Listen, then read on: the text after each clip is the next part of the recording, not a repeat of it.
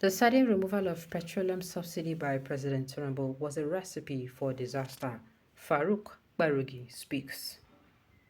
Renowned columnist and media scholar Prof. Farouk Barugi has insisted that for the upteenth time that the sudden removal of petroleum subsidy by President Bola Ahmed Tinubu was a recipe for disaster which has resulted in the frightening dimensions of hunger and hardship being currently witnessed by Nigerians. To Barugi, no end is in sight at all for the hardship as the situation of things, if it continues this way, might cause a social implosion of an inconceivable magnitude unless the government urgently embarked on a U-turn in the economic policies introduced at the onset of the administration. He spoke while featuring as a guest speaker on the popular monthly interview discourse Boiling Point Arena, a program streamed via Zoom and transmitted live on a radio station, Sweet 107.1 FM. He was paired with another discussant, Dr. Titus Oluwokere, an economist based in Atlanta, United States of America. The program is a brainchild of Dr. Ayo Arowojolu, a media professional and public relations strategist. Pierogi is professor of journalism and emerging media at the Kennesaw State University, Georgia, USA, took a swipe at President Tinubu for taking Nigerians through what he called a failed route, once undertaken by the then President Ibrahim Babangida when he pandered to the economic prescription of the World Bank and International Monetary Fund via Structural Adjustment Program SAP. According to him, he said, and I quote, I have always been a consistent advocate for subsidies. I have lived in the US for 2 decades, and I know that subsidy dispensation is indispensable to the health and growth of any country. I have been distraught by a manufactured propaganda that subsidies are bad. It is one of the stupidest arguments I have ever heard in my entire life. When you remove subsidy from day one and devalue your currency, it does not matter who vied for office and won the election. You are going to get the same result.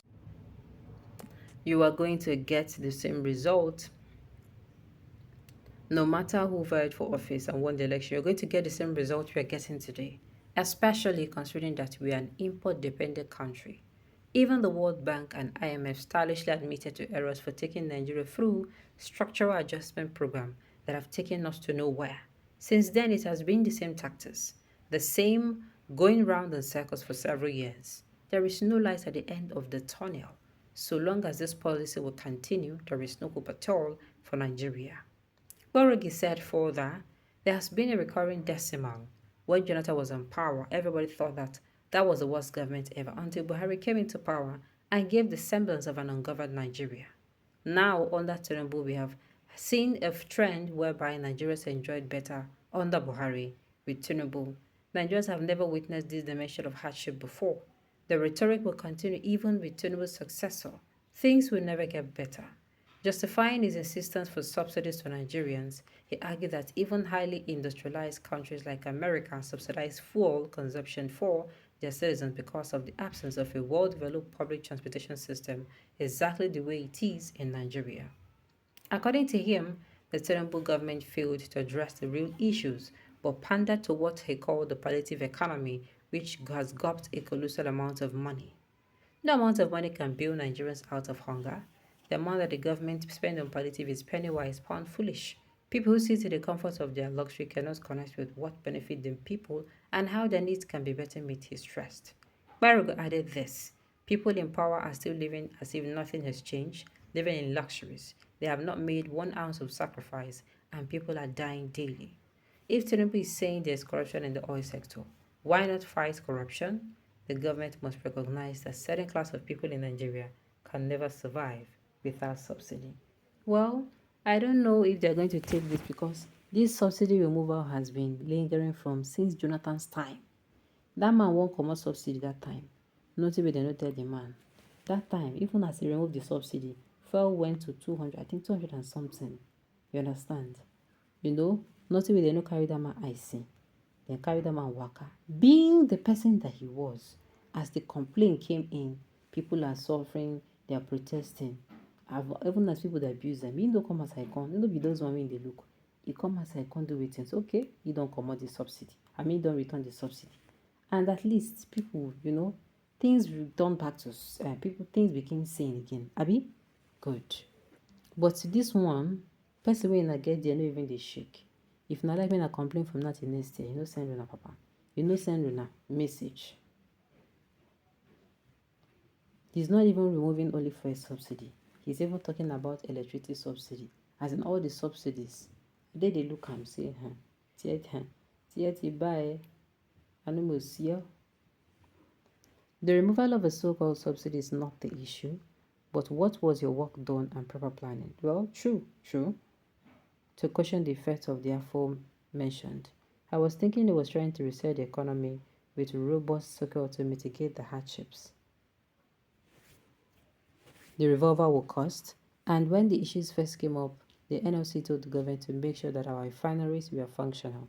But they failed to heed this very important advice. But instead, they built a house without roofing and caused untold hardship. Yes, if you know you wanted to remove the subsidy, you would have made sure you made use of your brains.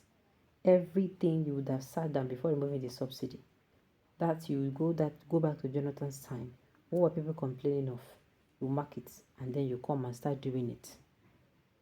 Oh, people are complaining fuel became expensive. Why the fuel became expensive? You work on a refinery. You put it in, give it a deadline. By so and so time, this particular so refinery go down, they do it in, they work. Do you understand? That is how it is. You do, which other one again? Okay, fuel will go, the price of fuel will go increase so and so product. Oh, by the time it did not increase, the fuel price not increase, that product will not be affected, right? And it goes on and on. Oh my God, what a profound, objective, and analytical judgment of status quo. God bless you, Prof. At least I've learned two phrases from Prof. One is palliative economy and penny-wise pound foolish. Truth is like a wristwatch. You don't need a mirror to see it. A professor by merit has analyzed the situation, unlike these professors by quota who knows how to falsify figures. Once again, thanks for this free lecture. No economic policies founded on runaway corruption as we presently have in Nigeria can achieve anything meaningful. After all the solid 8 wasted days of Buhari, Tinubu came to hurt and loot Nigerians to empty again. This is serious.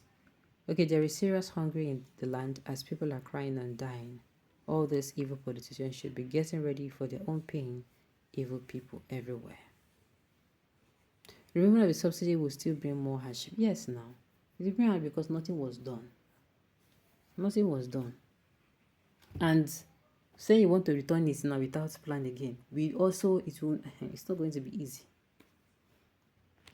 Alright, and this note we've come to the end of the news. We say thank you for tuning in to listen. Until I come your way next time.